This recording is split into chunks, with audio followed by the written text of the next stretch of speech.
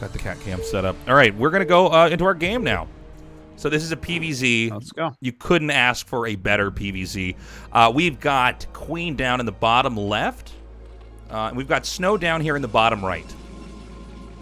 All right. Oh, I really like Hidden Track as a map.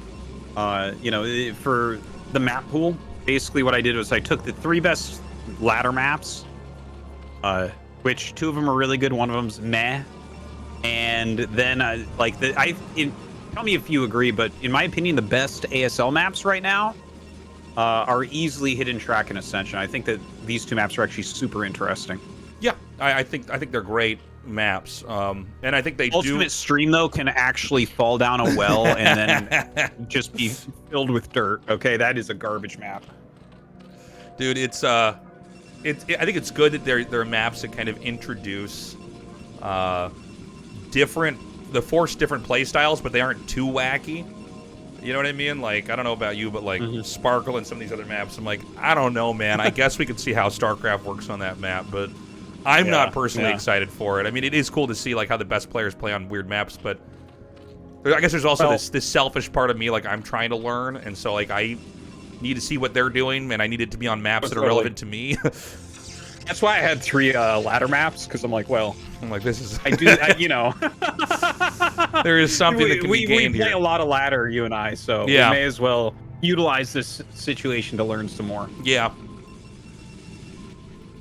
So we've got a quick pool here. That's Overpool, right? Yeah, it looks like Overpool. I believe so. Yeah, because the Overlord just hatched out of here. And Snow is going to be going for the very modern forward 1-gate expansion build. And Queen sees the gate and pulls away before Snow can see the Overlord, so he doesn't know the location as of yet. Hasn't sent a probe out either, hold on a second. This can't be right. He didn't send a probe? What? No, he did not. He did not. What? Just, it seems How like do a you know where super yourself's optimized supposed build. to go, Artosis? This whole build is... This whole build is supposed... As far as I understand, this whole thing is supposed to be hinged on you scouting how many lings they have, and then you can decide if you want to attack or defend or hide a zealot. So, like... Well, he pulls the zealot back immediately, so... Whoa. It seems like... Yeah. So, I think this is the gateway version of the Forge Fast Expand. What? If that makes sense. No, I like it. I can't believe this. Yeah, you got to start doing this on the ladder. This is like a crime against God, Artosis. This is wrong. This is insane. You just don't know what they're going to do? No, you don't need to, dude. Wouldn't you die to a 9 pool? Wouldn't you die to, like, No, your zealot's at home. You wouldn't die to a 9 pool. Artosis, I think you die to a 9 pool, man. I can't believe that I'm seeing this. Fucking do it. I can't believe this. Look at this, and he just gets a gas. What has happened to this matchup? Oh, yeah, this matchup has really gone haywire. I love it. This is just wild. And look, his probe gets in. He sees the hatch timing. He knows it's Overpool now. Yeah, everything's good. Wow. And so... Yeah. You might just have to cast this, and I have to just be quiet and sit here and think about this. Because, like, I can't... This is just so different from anything that I'm used to to seeing here. So he doesn't even have a forge until just now he makes one. But I mean, that was this is you skip so many steps here to get ahead. I really like what I'm seeing from Snow. And this is so outside the box. I mean, I don't think... Have you seen a game that looked like this, Artosis? Because I haven't. Never seen a game that looked like this. Never. And honestly, I've actually been watching and checking out a lot of PVZs lately, even outside of ASL. Seen a lot lately, and I have never seen this build. But this is kind of the exciting new time of PVZ. The amount that people are figuring out how to skimp, like there's new stuff like this from Terran as well, where like every single corner is being cut in every single way with Terran also. It's just kind of cool to see the game evolve like this. Yeah. Just so different. Like, look how quick this Corsair is going to be out. This is such a fantastic opening. You know what it makes me think, actually, is that if this stays... Oops, excuse me. If this stays for a while, is this going to become Is it going to usher in all the old weird rush builds that would basically the Zerg ones? Yeah. Well, like I was saying, like, I mean, I think, 9-pull speedling all in, you can hold that if you scout, but if you don't, I mean, you can really be punished. But most Zergs are not doing that build anymore, right, at the highest level. You'll see it on the ladder, like you see every other weird build. But, so, yeah, it's very cool to see the game kind of go to the next level. And, yeah, I mean, the corner cutting's real. He's getting air weapons now. The Corsairs are going to be able to attack at scout very quickly. On the Zerg side of the map, this looks very standard, which is, I think, quite good. He's just going to go into a quick Spire and try to match the Corsairs with Scourge of his own. We don't see a second gas yet, which usually telegraphs that he's going to really invest in Mutalisks, but we'll see if that comes into play later on. Done a good job of hiding Overlords so far. See how early that Corsair is, just by the fact that the Spire is not even done when it gets there. It's flying over the natural, sees that second gas, sees the additional macro hatch, going up to the third base, seeing the additional macro hatch. So we're up to 5 hatches here plus Spire. All pretty standard stuff out of Queen. And a second Stargate Tasteless.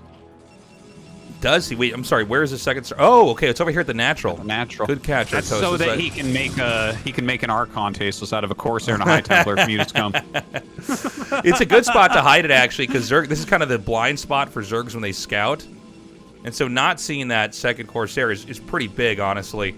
And so this can blindside a player that just gets like enough Scourge out, which is basically what Queen's doing. Is he has a couple Scourge so that the Corsairs can't freely scout around the map. And he's actually made 3 mutas, which I don't know how I feel about that.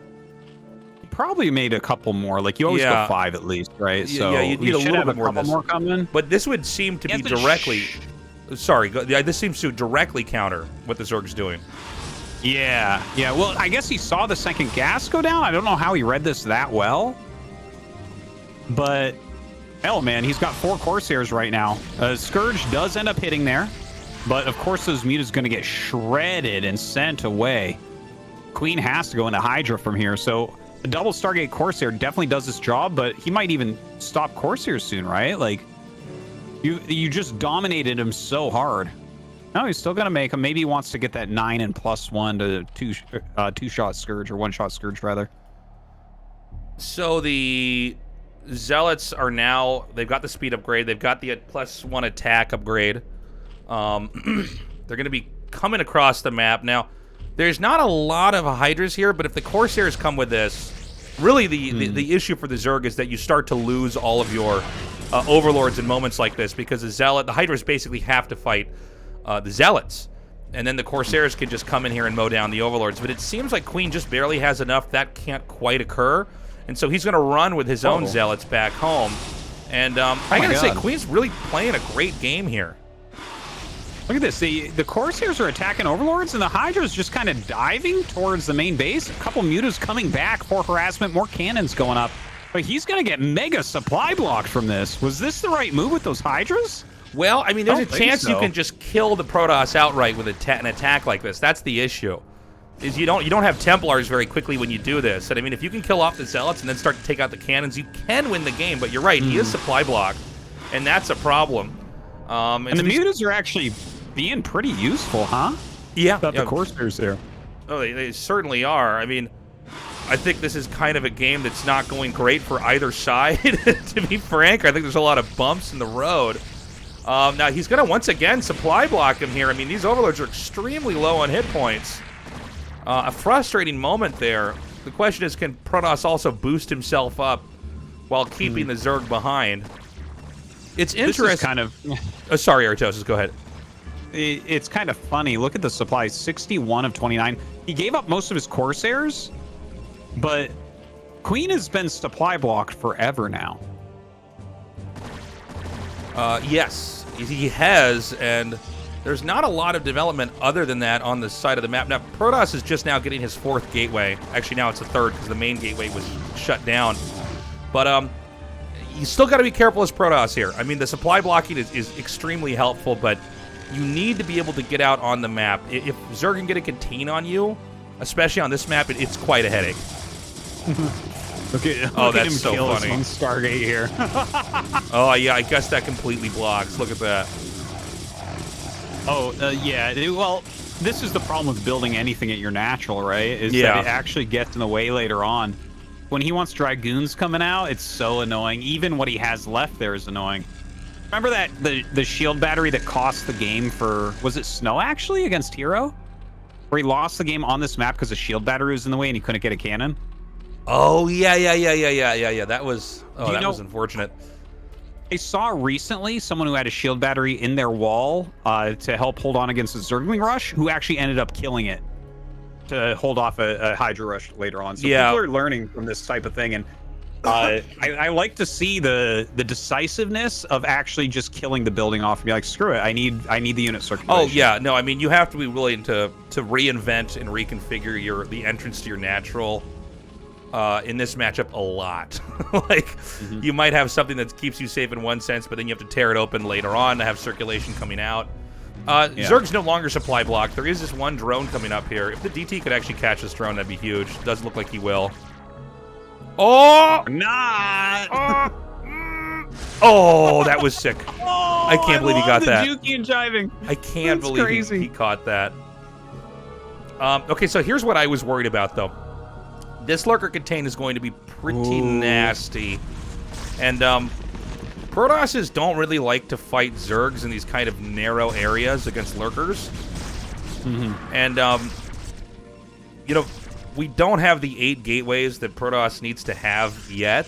I think in part because those mutants killed so many probes, but there's a chance Protoss can't really break out. I do like the Zealots that are pulled here and sent barreling across the map. You kind of treat them like they're vultures or something. You send them out, and you're looking to get a kill on a hatchery or something else, but I don't know that they're going to catch that this time around.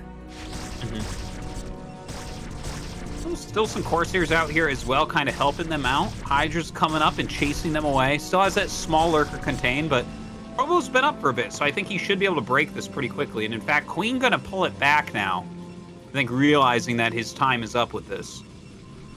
Are you perched on your chair like a... Wait, what are you doing there? Yeah. You have me on camera during the actual game? Yeah. I have you on camera the whole time. I'm sorry. Okay. I should have told you that earlier. Do whatever you want. Sitting on your chair like a gargoyle there. Asleep. Okay, no worries. I just... I like to pretend I'm L from Death Note when I cast games. Okay, so you know the dilemma still stands. If Protoss needs to break out, and it looks like that's beginning to come here. Looks like these bridges aren't going to be ideal to try to cross either. Yeah, trying to come out. The Hydras actually do pull back. Psystorm forces them back. Quite a few storms here. That's a pretty scary army from Snow.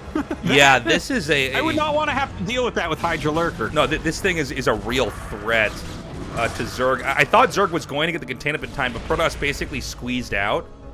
And we basically have a roaming Protoss, which is one of the bigger threats to a Zerg. Zerg wants to try to control areas so that you really can't just come take fights, because, I mean, this kind of Protoss army where you have enough Zealots and then you have Storm, and I like that he actually didn't bring the majority of his Zealots here with this, because he knows it's just not helpful when you're fighting this many Lurkers. But, like... Oh my god. He might actually just push through here and win the game, Artosis. This could just be the end of Queen here. Tasteless, what if this isn't a King of the Hill, but a Snow on the Hill? Yeah, this is just the Snow series, where people line up and Snow just bops them. It's like one of those chess players that's playing like 20 people at once and just going around wrecking them. Seriously, look at this. He brings in the Zealots now as the storms run out, and he is just smashing forward. I mean, there's more rallies coming down, but I think he has critical mass. No, I think he's got to the point where he kind of, the damage just keeps snowballing, no pun intended here. Once we see the rest of the Zealots come in, he just needs to remake Zealots and Knight Templars, and he's done that. The Den and the 2 hatches are going to go down, and that'll basically be a death sentence here. Yeah. Snow just smashing face here against Zero Queen, who's 2-time ASL champion, one of the best players in the entire world, if not the best player. Pretty insane. Yeah, and Snow's going to win the next game. He's going to be 2-0 here. This is a much more straightforward, dominating victory. Snow, by the way, bringing out just like a revolutionary build here. Yeah. I mean, it's completely changed the way I'm thinking about the match. Builds like this actually stress me out when I see people open with them because I'm like, oh man, that's going to really change how the whole game works. I don't know if I'm ready for that. I know what you mean. Yeah. By the way, Snow is expanding to the center. Do you think that's real or? I think it's fine. I don't think it's actually that bad to do here. I think it's easier. First of all, Zerg's not going to look there. You know, it's actually a good map for Terran, a good base for Terran, I find, against Protoss on this map. A lot of the bases in the middle of the map are shockingly far away from the minerals. I think this one is a little bit far away, but no, I guess it's actually pretty bad too. Now that I look at it, never mind. Yeah. We did have a lurker drop, by the way, at the NAD. Oh, yeah. Yeah, look at that. Well, Queen is dead. He's got like over. Skunkins and lurkers, and he's trying to stay in the game, but yeah, it's not really working.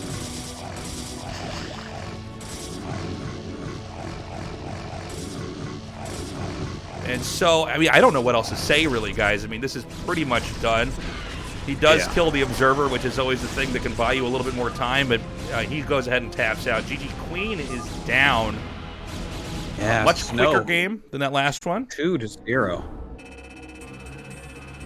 Wow.